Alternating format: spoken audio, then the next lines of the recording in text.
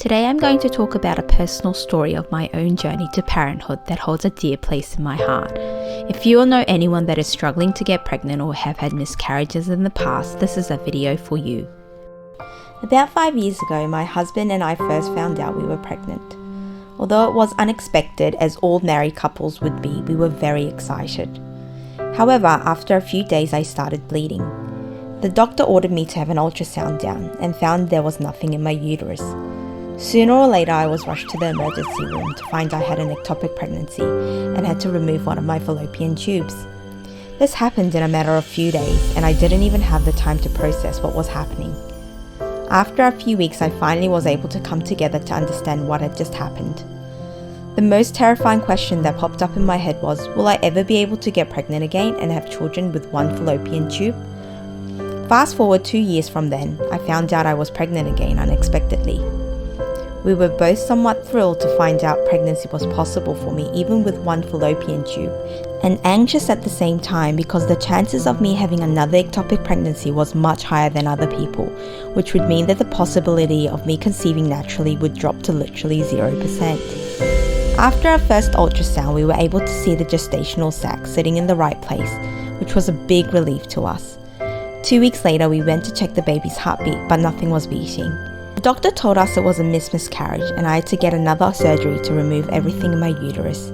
At that moment, I felt disheartened and everything in my universe was falling apart. 2 pregnancies, 1 ectopic pregnancy and 1 miscarriage, and 0 children. Will I ever be able to have kids? My husband and I remained resilient and continued our research, hoping to find a solution. Through numerous doctors' consultations, tests, and personal research, we were able to stumble upon a combination of supplements that changed our lives and eventually conceiving a healthy boy in our first month of planned pregnancy.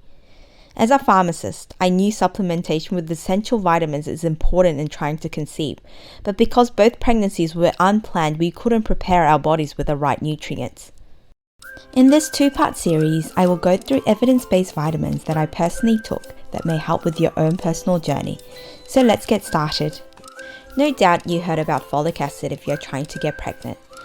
Like most people, you may not know the difference between folate, folic acid, and MTHF, which makes it difficult for us when we are trying to choose the right nutrients to prepare our body for pregnancy.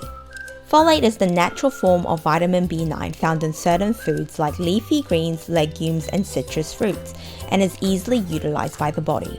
Folic acid, on the other hand, is a synthetic form of vitamin B9, commonly found in most prenatal supplements and fortified foods. MTHF, also known as methyl tetrahydrofolate, is the active natural form of folate that cuts out the middleman and ditches the need for your body to go through a complex conversion process. It is super easy for everyone to absorb and the body can directly use it without any conversion. To understand more simply, when you take folic acid as a supplement or dietary folate in food, it needs to be converted via several pathways to 5-MTHF in order to be utilized by the body and have an effect. The problem arises if you have a genetic variation in one of the genes, specifically MTHFR, which provides information for making the enzyme that converts folic acid into the active folate. You may be questioning, so why does this all matter? In broad terms, about 40% of people present with a gene variation of MTHFR, though they vary enormously between ethnic groups and regions. For example, research has shown that up to 70% of Caucasian Americans may have this variant, compared with just 30% of African Americans. We all know that pregnant women have a higher requirement for folate than women who aren't pregnant. During pregnancy, folate requirements increase to prevent having a baby with neural tube defects. If you have a gene variation of MTHFR, this can affect your folate levels. And because folate helps to regulate your DNA, without a healthy DNA, a successful pregnancy is very unlikely. Another reason why the body needs folate, especially during pregnancy, is no matter how the active form of folate has been obtained, it works in concert with vitamin B12 to transform harmful homocysteine into a safe form. This prevents high homocysteine levels, which can cause health problems such as damage to blood vessels.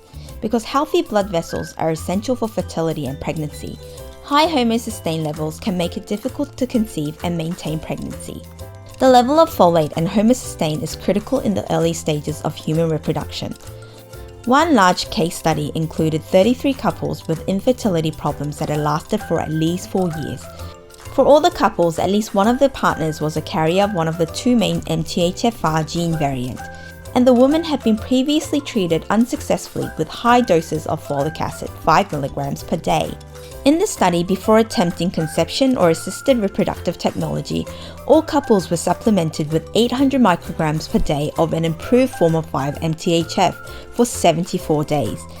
This led to successful pregnancy spontaneously for 13 couples and with assisted reproductive technology for 17 couples. So why MTHF?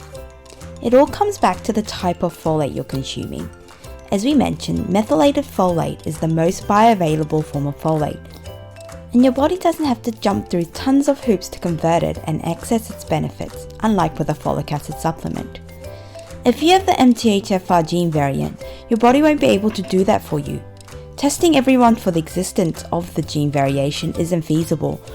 Women experiencing this gene variation may not experience the perceived advantage of folic acid supplement, and can be at a potential risk because they are less able to convert folic acid into the active form. That's why methylated folate is a winner, as it offers maximum benefits no matter what gene variants are present for you. The second vitamin I took during my pregnancy journey was vitamin B12. Vitamin B12 is like the unsung hero of the nutrient world. It's a water-soluble vitamin that's important for various functions such as forming red blood cells and DNA, as well as brain development. But did you know that vitamin B12 might also play a role in your fertility journey? Vitamin B12 isn't just hanging out in your body for fun, it's got a job to do. Adequate levels of vitamin B12 have been associated with healthy ovulation and proper maturation of eggs in women. A study in the Netherlands has shown serum and follicular fluid vitamin B12 concentrations were positively correlated with embryo quality. As mentioned previously, problems with B12 or folate can lead to disruptions resulting in high homocysteine levels, which can lead to poor egg quality and a variety of fertility-related issues, including difficulty conceiving and unexplained infertility. Your body cannot make vitamin B12 on its own. Therefore, getting an adequate amount of vitamin B12 through diet or supplement is key. Fortunately, there are plenty of delicious sources of vitamin B12 to choose from, such as lean meats, fish, dairy products, eggs, and fortified cereals. However, if you believe that you're not getting enough vitamin B12 through dietary sources alone, you need to explore the benefits of a dietary supplement. For example, if you consume a vegetarian or vegan diet, have a gastrointestinal conditions like Crohn's, or prolonged use of certain medications such as PPIs or metformin, you should consider supplementation. So how much vitamin B12 do we want to aim for? The recommended daily intake for vitamin B12 for adults is set to 2.4 micrograms per day. For pregnancy, this amount is a little bit higher at 2.6 micrograms per day.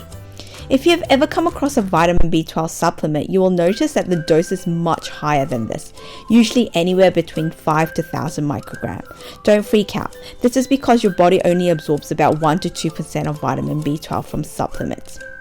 The bottom line is that vitamin B12 is just too important to be low on, both for your preconception health and for fetal growth during pregnancy. If you think or have signs that you might be vitamin B12 deficient, such as fatigue, weakness, difficulty concentrating, or even potential fertility-related changes, talk to your healthcare provider who can help assess your individual needs, conduct any necessary tests, and guide you on the best approach to incorporating vitamin B12 into your fertility-focused journey. And that's a wrap for today. Today we looked at 2 essential vitamins that play an important role in your fertility journey. In the next video, I will delve deeper into a few more key supplements that can give you the best chances of getting pregnant naturally. Remember, although supplementation with the right nutrients is undoubtedly important, it's just one piece of the puzzle and is influenced by various factors including a balanced diet, regular exercise, and stress management. If you found this video helpful, don't forget to give it a thumbs up and share it with anyone who might benefit. I'll catch you in the next video. Stay healthy and stay amazing.